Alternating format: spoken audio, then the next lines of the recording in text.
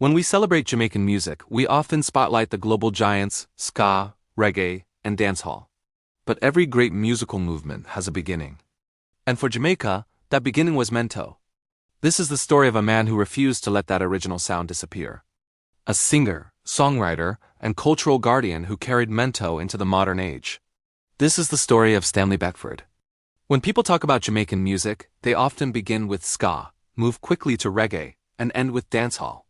But long before those sounds carried Jamaica to the world, there was Mento. Stanley Beckford was born in Portland, Jamaica. In 1942, his early life was shaped by loss. Both parents died when he was young.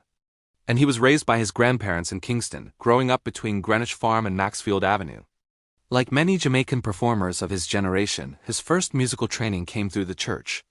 Singing in the Church of God choir, Beckford's voice quickly stood out, and he eventually became a respected choir leader.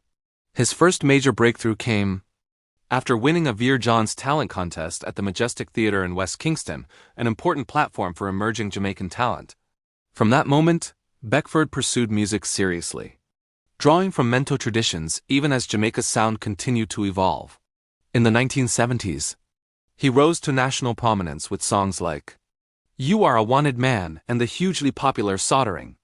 Though banned from radio for its suggestive lyrics, "Soldering" became a cultural hit and solidified Beckford's reputation as a fearless and authentic voice.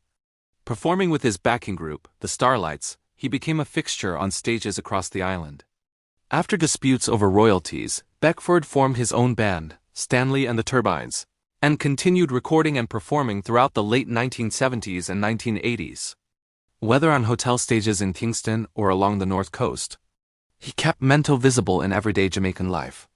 In the early 1990s, he joined the Mento group, the Astronauts, winning the Jamaica Festival Song Competition in 1994 with Dema Pollute. Over 4 decades, Beckford won the competition 4 times, an achievement few artists can claim. International recognition followed in the 2000s, when European producers invited him to record traditional Mento albums and tour overseas, particularly in Brazil, where he developed a devoted following. Despite his influence, recognition at home was uneven. Like many early Jamaican musicians, Beckford earned little from record sales and relied heavily on live performances. Still, he never abandoned Mento. Diagnosed with throat cancer in 2002, Stanley Beckford passed away in 2007 at the age of 65. His legacy lives on not just in recordings, but in the survival of Mento itself. He was more than an entertainer. He was a bridge between Jamaica's past and its present, a cultural preserver who made sure the island's first popular music was never forgotten. If this story mattered to you, share it. Talk about it. Play the music.